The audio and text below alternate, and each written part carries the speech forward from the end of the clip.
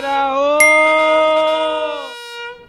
पापा ये बीमा वाले मौसा जी का फोन आ रहा है। अरे तुम्हें बात करो, तुम्हें बात पहले करो। बात तुम ही कर लो। हाँ भाई साहब, नमस्कार नमस्कार भाई साहब, बताइए।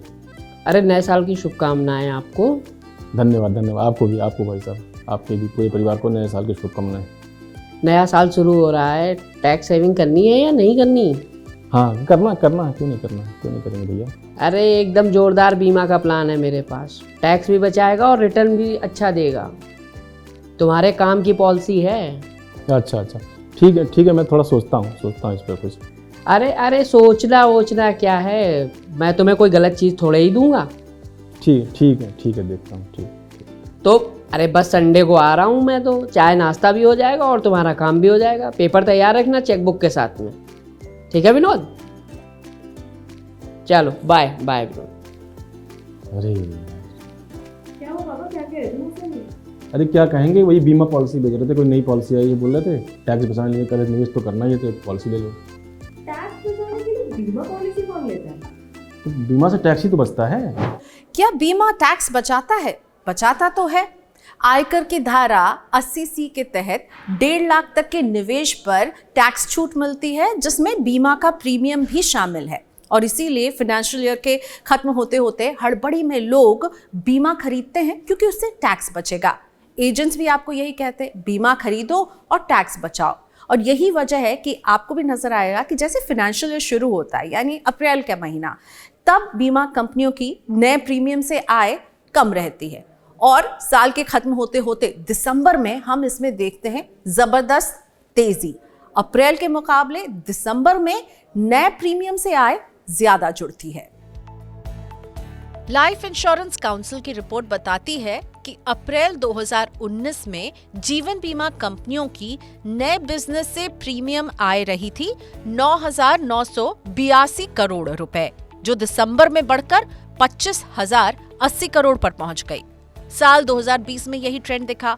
अप्रैल में ये आंकड़ा रहा 6,728 करोड़ का और दिसंबर में उछलकर पहुंच गया 24,383 करोड़ पर। अप्रैल 2021 में जीवन बीमा कंपनियों ने नए प्रीमियम से 9,738 करोड़ रुपए कमाए, तो दिसंबर महीने में 2.5 गुना से ज्यादा ये बढ़कर 24,466 करोड़ पर पहुंच गया।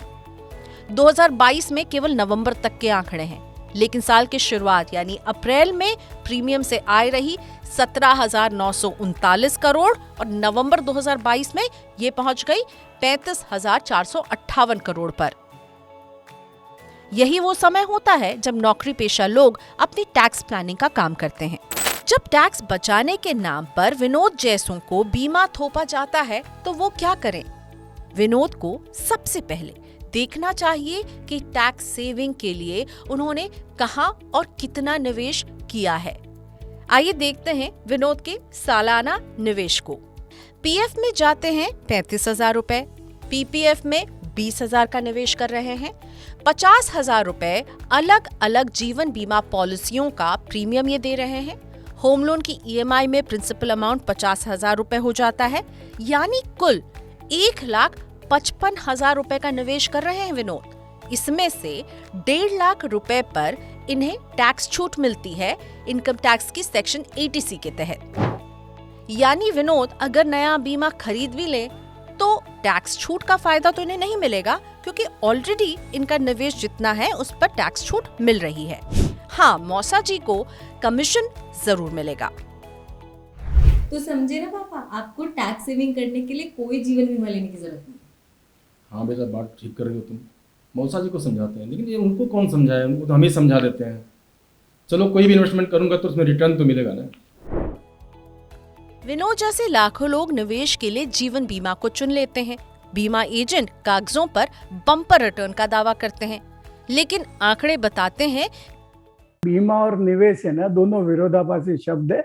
तो निवेश के लिए बीमा नहीं खरीदे, निवेश के लिए आप दूसरे जो प्रोडक्ट्स हैं वो खरीद सकते हैं। देखिए नॉर्मली जो रिटर्न है एंडोमेंट और ये मनी बैक पॉलिसी, उसमें आपका जो इंटरेस्ट रेट साइकिल है उसके हिसाब से रिटर्न आता है, परंतु हिस्टोरिकली देखा जाए तो वो 4 और 5% के बीच में आता है, जो इन्फ्लेशन से भी कम है और जो आपको बैंक एफडी पे इंटरेस्ट मिलता है उससे भी कम है। देखिए ऐसा है कि अगर आप निवेश समझ के आप इंश्योरेंस प्लान खरीदते हैं तो मैं कहना चाहूंगा दुविधा में दोनों गए माया मिली न राम। न तो आपको एडिक्वेट इंश्योरेंस मिलता है और न बराबर आपको रिटर्न मिल पाता है आपके जो पैसा डाला उसके ऊपर। जब टैक्स में छूट भी नहीं मिल रही है और रिटर्न भी कोई खास नहीं है तो बीमा में पैसा क्यों लगाएं? बचत, निवेश या टैक्स सेविंग के लिए बीमा खरीदने में कोई समझदारी नहीं है।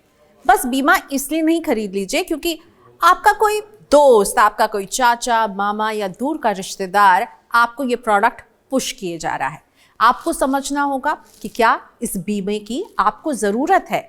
फिर आपको देखना होगा जो प्रोडक्ट आप खरीद रहे हैं उसके क्या फीचर्स हैं। कहीं आपको केवल एक प्योर लाइफ कवर चाहिए और आपको मनी बैक पॉलिसी तो नहीं बेची जा रही है, यानी आपके पोर्टफोलियो में ये फिट बैठ रहा है या नहीं। बीमा इसलिए खरीदते हैं कि भविष्य में होने वाले नुकसान से ये आपको बचाएगा, ना कि ये किसी तरह का बचत या निवेश है।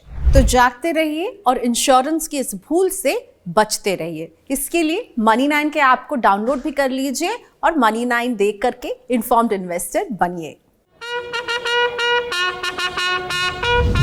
जागते रहो।